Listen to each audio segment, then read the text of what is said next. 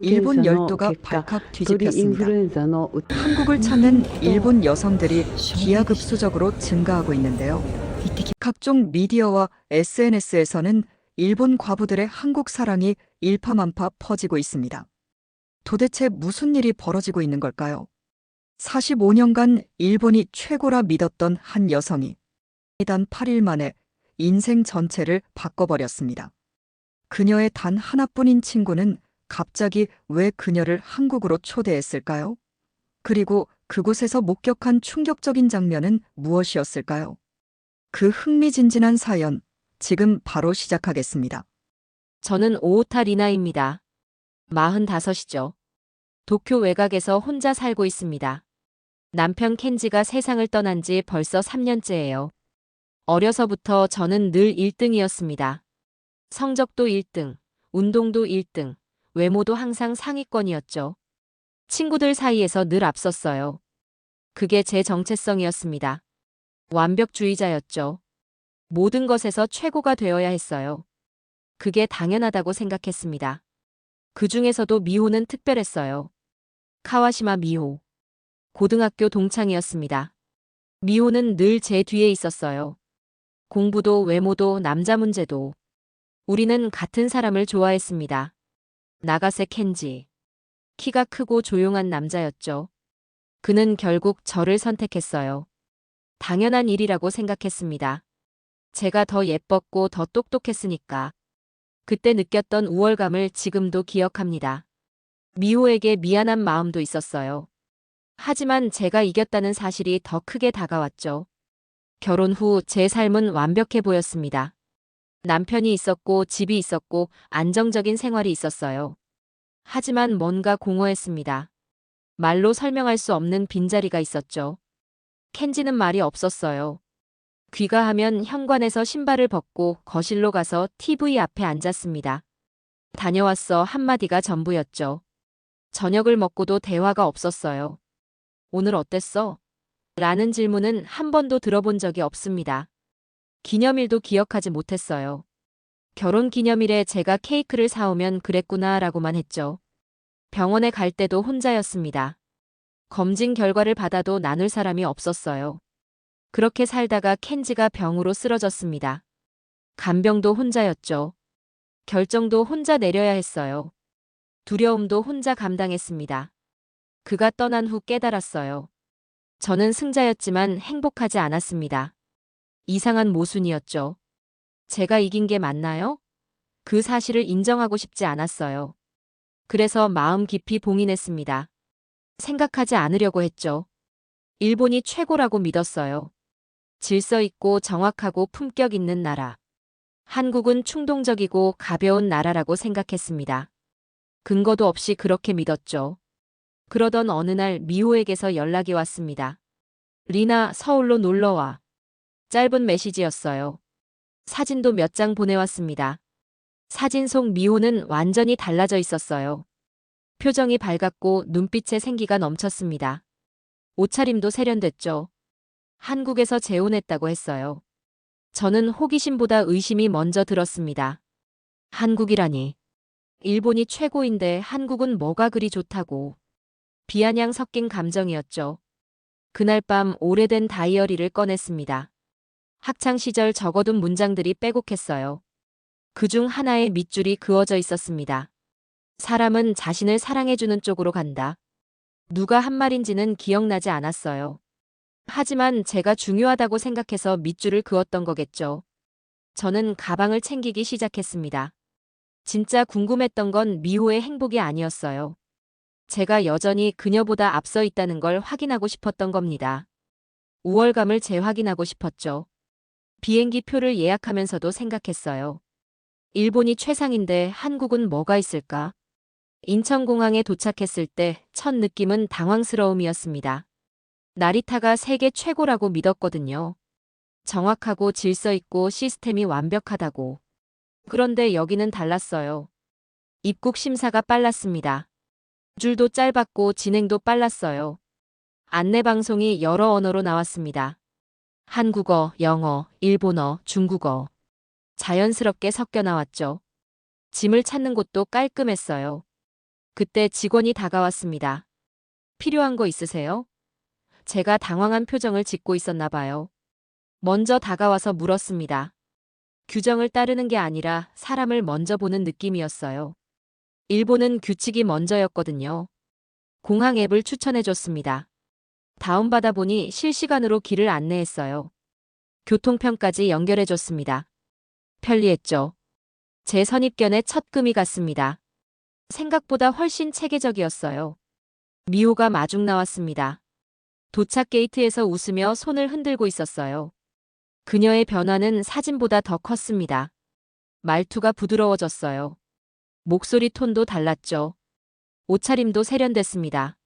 무엇보다 표정이 편안했어요. 긴장이 없었죠. 잘 왔어, 리나. 미호가 안아줬습니다. 어색했지만 따뜻했어요. 차를 타고 집으로 가는 길에 서울을 봤습니다. 고층 빌딩들이 즐비했고 거리는 깨끗했어요. 사람들은 빠르게 움직였죠. 생각보다 훨씬 발전한 도시였습니다. 집에 도착하니 벽면 가득 커플 사진이 걸려 있었어요. 공항에서 찍은 사진, 한강에서 찍은 사진, 카페에서 찍은 사진. 웃고 있는 얼굴들이었죠. 우린 사소한 날도 기록해. 미호가 웃으며 말했어요. 저는 결혼 생활 동안 사진을 거의 찍지 않았습니다. 켄지가 싫어했거든요. 왜 사진을 찍어? 그게 켄지의 반응이었죠. 그래서 저는 사진을 멈췄어요. 기록할 필요를 느끼지 못했습니다. 그때 현관 쪽 액자가 눈에 들어왔어요. 한강 다리 야경이었습니다. 조명이 아름답게 빛나고 있었죠. 힘들 땐 여기를 걸어. 미호가 액자를 가리키며 말했어요. 다리를 걸으면 마음이 편해져. 저는 고개를 끄덕였습니다. 이해는 안 됐지만 공감하는 척했죠. 저녁 무렵 도윤 씨가 퇴근했어요. 김도윤. 미호의 남편입니다. 48이라고 했죠. 스타트업에서 일한다고 했어요. 그는 현관에 들어서자마자 미호를 안았습니다. 오늘 어땠어? 고생했지?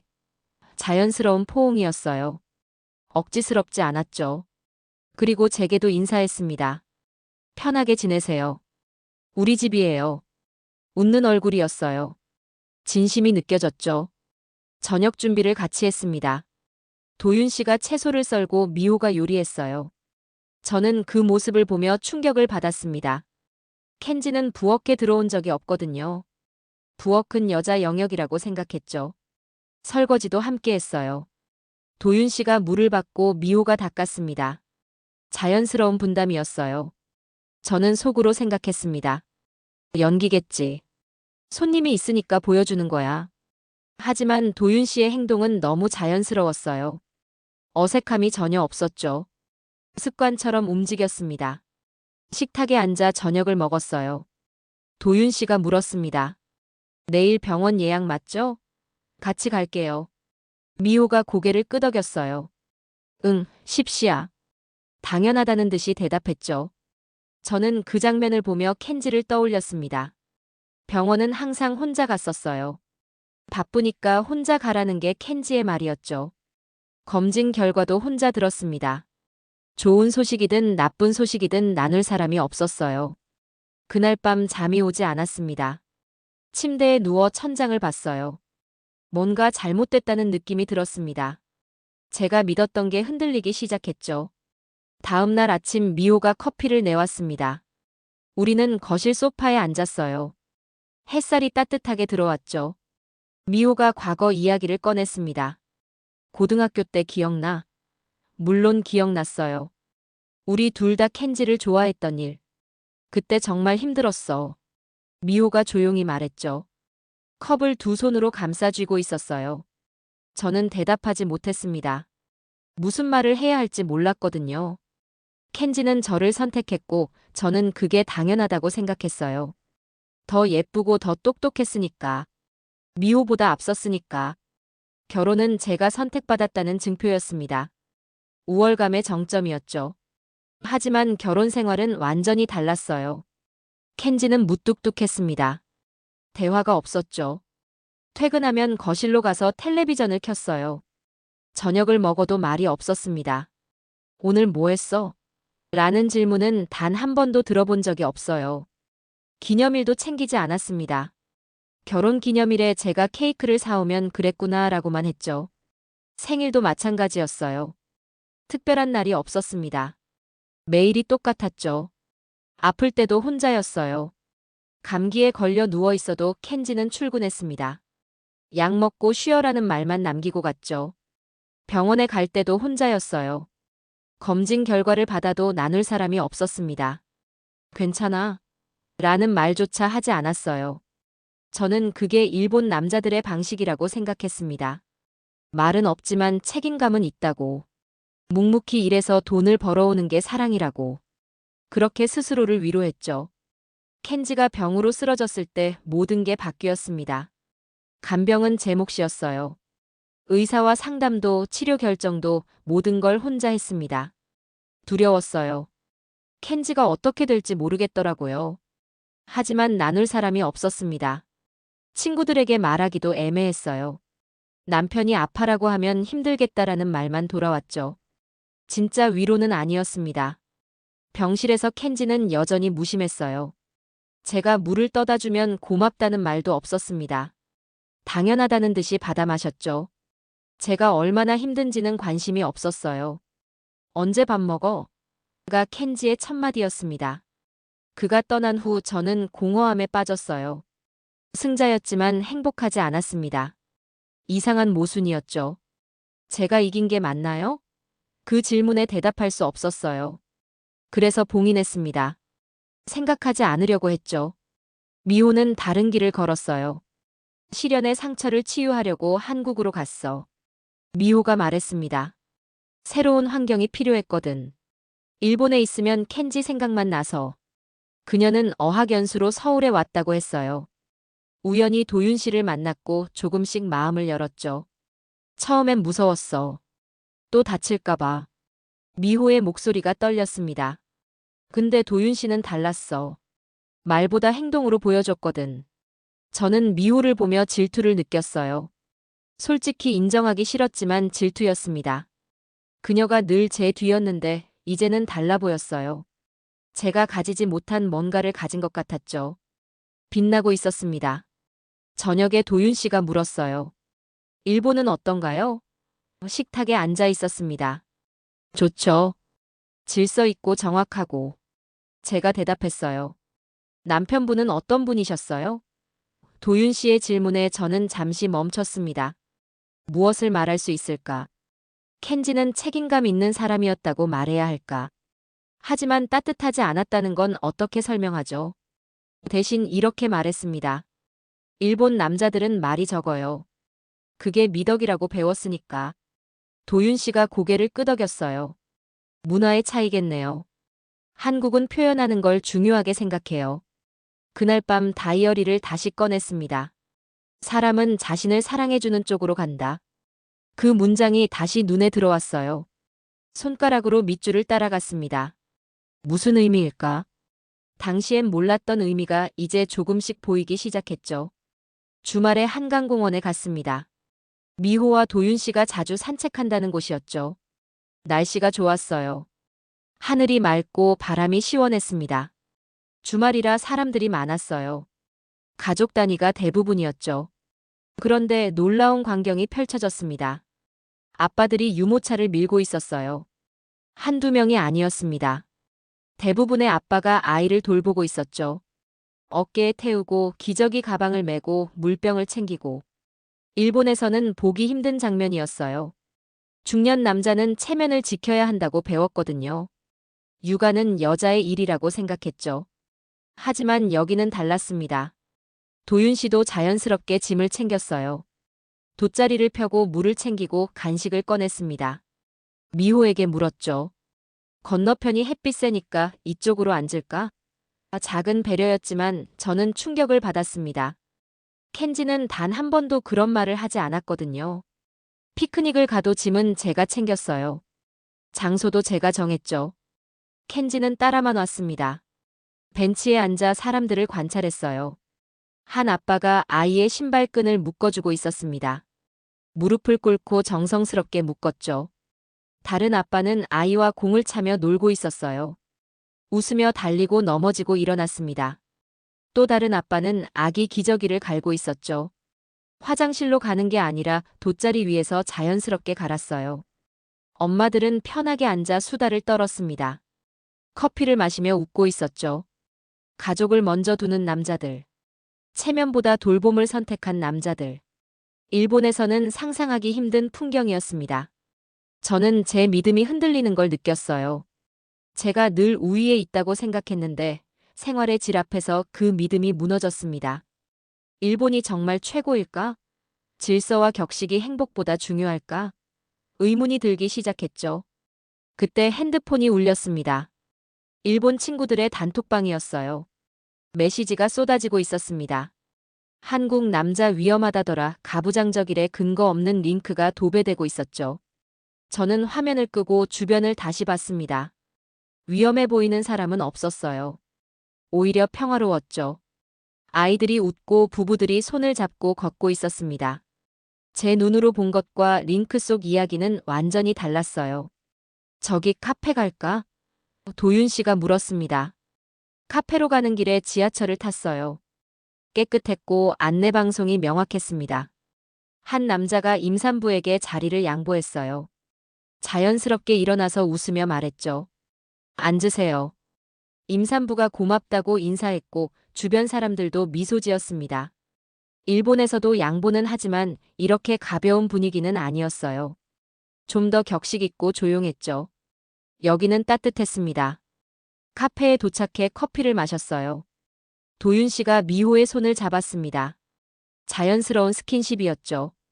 저는 그 모습을 보며 켄지를 떠올렸습니다. 우리는 밖에서 손을 잡은 적이 없었어요. 창피하다는 게 켄지의 말이었죠. 저녁 식탁에서 제 내면이 완전히 무너졌습니다. 도윤 씨가 미호의 발표 준비를 돕고 있었거든요. 노트북을 열어 프롬프터를 세팅했어요. 자, 한번 읽어봐. 도윤 씨가 말했습니다. 미호가 원고를 읽기 시작했죠. 중간중간 막히는 부분이 있었어요. 이 문장은 좀 더 천천히 말하는 게 좋을 것 같아. 도윤 씨가 조언했습니다. 여기는 강조하고. 미호가 다시 읽었어요. 훨씬 나아졌죠. 도윤 씨가 박수를 쳤습니다. 완벽해.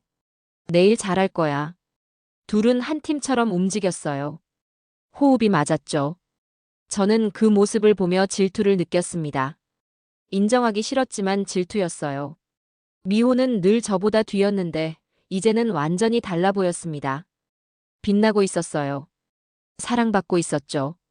반면 저는 뭘 가지고 있을까? 빈집과 빈 마음뿐이었습니다. 상대적 우월감이 완전히 붕괴되는 순간이었죠. 제가 이긴 게 맞나요? 핸드폰이 또 울렸습니다. 일본 지인들의 영상통화였어요. 받았죠. 리나, 괜찮아? 친구들이 걱정스러운 표정으로 물었습니다.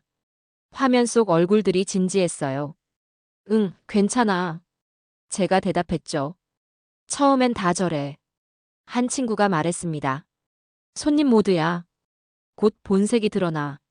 다른 친구도 거들었어요. 유교 가부장 국가잖아. 조심해. 저는 대답하지 못했습니다.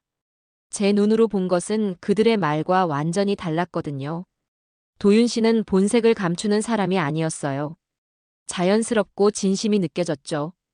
그래, 조심할게. 저는 얼버무렸습니다.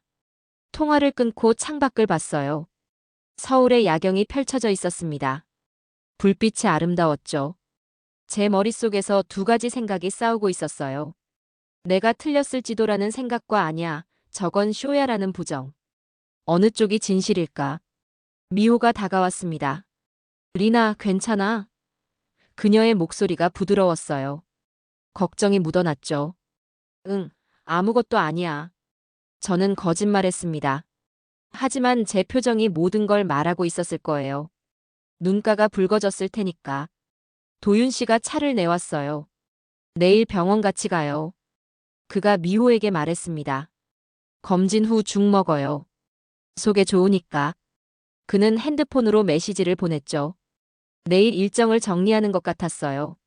저는 그 장면을 보며 켄지를 또 떠올렸습니다. 병원은 항상 혼자였어요. 검진 후에도 혼자 집에 왔죠. 언제 밥 먹어? 가 켄지의 첫 마디였습니다. 제가 힘든지 결과가 어땠는지는 관심이 없었어요. 제 눈에서 눈물이 났습니다. 참을 수 없었어요. 화장실로 가서 세면대에 손을 짚었습니다. 거울 속 제 모습을 봤죠. 초라했어요. 항상 1등이었던 저는 지금 무엇을 가지고 있을까? 빈 집과 빈 마음뿐이었습니다. 승자였지만 행복하지 않았어요. 우월감만 남았죠. 다음 날 저녁 한강 다리를 걷자고 미호가 제안했습니다. 밤 공기를 쐬면 좋겠다고 했죠. 날씨가 선선했어요. 도윤 씨도 함께였습니다. 다리 위는 사람들로 붐볐어요. 산책하는 사람, 조깅하는 사람, 자전거 타는 사람. 각자의 방식으로 저녁을 즐기고 있었죠. 조명이 아름다웠습니다. 한강이 반짝이고 있었어요. 평화로운 풍경이었습니다. 그때 소동이 일어났어요. 난간 근처에서 아이가 울며 넘어진 겁니다. 무릎이 까진 것 같았어요. 도윤 씨가 즉시 달려갔습니다. 망설임이 없었죠. 아이를 살피고 무릎의 상처를 확인했어요. 괜찮아. 많이 안 다쳤어. 부드러운 목소리였습니다. 주변 아빠들도 움직였어요. 한 사람은 핸드폰을 꺼내 119에 전화했습니다. 다른 사람은 손전등을 켜서 상처 부위를 비췄죠. 또 다른 사람은 지나가는 사람들을 정리했어요. 잠시만 비켜주세요. 누가 시킨 것도 아닌데 모두가 자발적으로 움직였습니다. 일사불란했어요. 한 아주머니가 밴드를 꺼내왔습니다. 이거 쓰세요. 다른 사람은 물티슈를 건넸죠. 닦으세요. 아이 부모가 뛰어왔습니다. 괜찮아요? 엄마가 아이를 안았어요. 네, 괜찮아요. 다들 도와주셔서.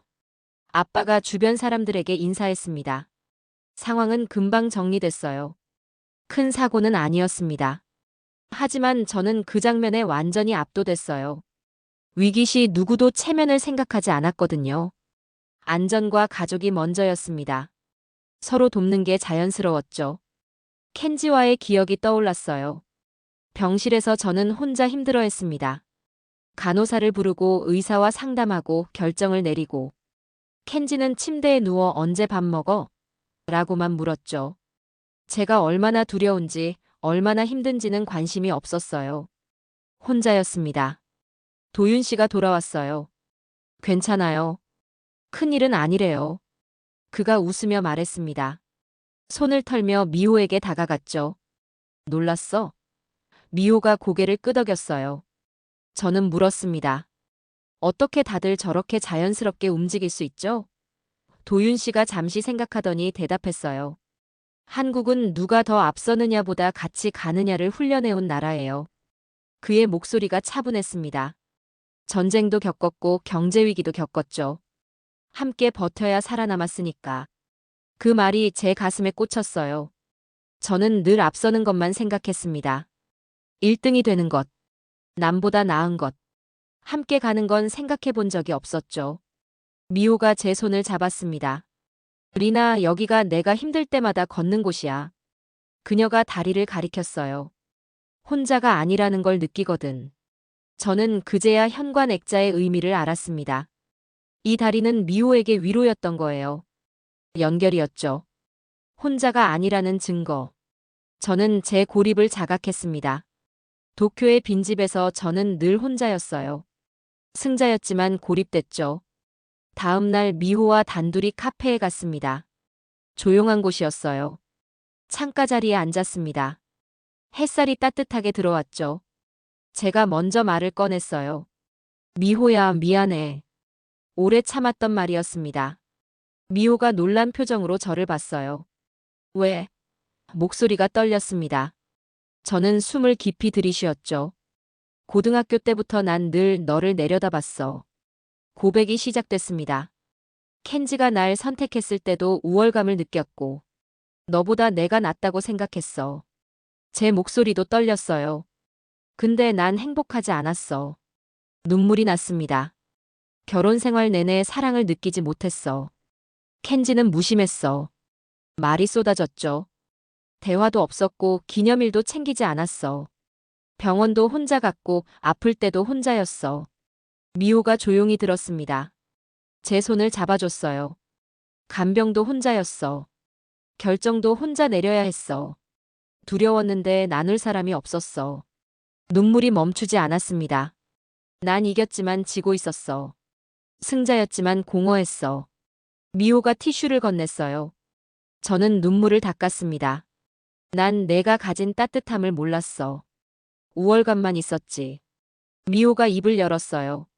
리나, 난 내가 부럽지 않았던 적이 없었어. 솔직한 고백이었습니다. 예쁘고 똑똑하고 모든 게 완벽했잖아. 켄지도 널 선택했고. 미호가 잠시 멈췄다가 이어갔죠. 난 늘 뒤에 있었어. 성적도 외모도 남자 문제도. 열등감이 컸어. 그녀의 목소리가 떨렸습니다. 근데 한국에 와서 나를 사랑해주는 법을 배웠어. 미호가 웃었어요. 도윤 씨가 가르쳐줬어. 매일 작은 것들로. 저는 물었습니다. 어떻게? 미호가 설명했어요. 아침에 일어나면 포옹해주고 퇴근하면 오늘 어땠냐고 물어봐. 힘들면 들어주고 아프면 병원 같이 가줘. 그녀의 눈빛이 빛났습니다. 사소하지만 매일 반복되는 거야. 그게 쌓이면서 사랑이 되더라고. 미호가 제 손을 꽉 잡았어요. 그러다 보니 나도 나를 사랑하게 됐어. 스스로를 소중히 여기게 됐어. 그게 행복이더라고. 저는 오래된 다이어리를 꺼냈습니다. 가방에 넣어 다녔거든요. 이거 기억나? 펼쳐서 보여줬어요. 미호가 문장을 읽었습니다. 사람은 자신을 사랑해주는 쪽으로 간다. 그녀가 고개를 끄덕였죠. 맞아. 난 그 길을 선택했어. 저는 깨달았습니다. 미호는 도윤 씨를 통해 사랑받는 연습을 했고, 저는 이제 사랑을 선택하는 연습을 시작해야 한다는 걸. 우월감이 아니라 따뜻함을. 1등이 아니라 함께를. 카페를 나와 걸으며 저는 핸드폰을 꺼냈어요. 셀카를 찍었습니다. 제 인생에서 처음이었어요. 늘 사진을 싫어했거든요. 켄지가 싫어했고 저도 기록할 필요를 못 느꼈죠. 하지만 오늘은 달랐습니다. 이 순간을 기억하고 싶었어요. 제 변화를 기록하고 싶었죠. 셀카를 보니 웃고 있었습니다. 자연스러운 미소였어요. 미호가 옆에서 웃으며 말했습니다. 잘 나왔다. 저는 사진을 저장했어요. 마지막 날 저는 결정을 내렸습니다. 아침 일찍 일어나 한국어 학원을 검색했어요. 가까운 곳에 평이 좋은 학원이 있었습니다. 전화를 걸었죠. 체험 수업 가능한가요? 가능하다고 했어요. 바로 방문했습니다. 학원은 깨끗했고 선생님은 친절했어요. 왜 한국어를 배우고 싶으세요? 선생님이 물었습니다. 저는 솔직하게 대답했어요. 여기서 살아보고 싶어서요. 선생님이 미소 지었죠. 좋은 결정이에요. 체험 수업을 들었습니다. 한글 자음과 모음부터 시작했어요. 생각보다 재미있었습니다. 새로운 언어를 배운다는 게 설렜죠. 수업 후 등록했습니다. 3개월 과정이었어요. 열심히 하겠습니다. 제가 말했죠. 학원을 나와 출입국 관리사무소에 갔습니다. 장기 체류 비자를 알아보려고요. 직원이 친절하게 설명해줬어요. 방문 취업 비자나 어학연수 비자가 가능해요. 서류를 받았습니다. 준비하면 될 것 같았어요. 가능성이 보였죠. 저는 새로운 시작을 준비하고 있었습니다. 도쿄로 돌아가지만 다시 올 거예요. 이번엔 머물기 위해서. 저녁에 일본 친구들의 단톡방을 열었습니다. 여전히 편견으로 가득했어요. 한국은 위험에 속지 마 곧 후회할 거야 같은 메시지들이 올라오고 있었죠. 저는 제가 찍은 사진들을 올렸습니다. 한강공원의 가족들, 도윤 씨와 미호의 일상, 병원의 친절한 안내, 지하철에서의 양보. 그리고 글을 썼어요. 난 내 눈으로 본 걸 택할게. 링크 속 소문보다 내 경험을 믿어. 한국은 따뜻한 나라였어. 올리고 나니 속이 시원했습니다. 답장이 쏟아졌어요. 정신 차려 세뇌됐구나 부정적인 반응도 많았죠. 하지만 몇몇 친구는 응원해줬습니다. 용기 있다 잘 생각했어. 저는 부정적인 반응에 상처받지 않았어요. 제 선택이었으니까. 제가 경험한 진실이니까. 미호와 도윤 씨가 공항까지 배웅 나왔습니다. 체크인을 마치고 출국장 앞에 섰어요. 다시 올게. 제가 말했습니다. 이번엔 더 오래. 미호가 안아줬어요. 따뜻했습니다. 기다릴게. 언제든지 와. 도윤 씨도 악수하며 말했죠. 환영합니다. 리나 씨. 저는 고개를 숙여 인사했어요. 감사합니다. 많이 배웠어요. 출국장으로 걸어가며 뒤돌아봤습니다. 두 사람이 손을 흔들고 있었어요. 행복해 보였죠. 저도 곧 저렇게 될 거예요. 비행기에 오르기 전 전망대에 올라갔습니다. 한강이 보였어요. 다리들이 연결되어 있었죠. 조명이 아름다웠습니다. 저는 셀카를 한 장 더 찍었어요. 배경으로 한강을 넣었습니다. 웃고 있는 제 모습이 자연스러웠어요. 사진을 보니 낯설었지만 좋았습니다. 이게 진짜 제 모습일지도 몰라요.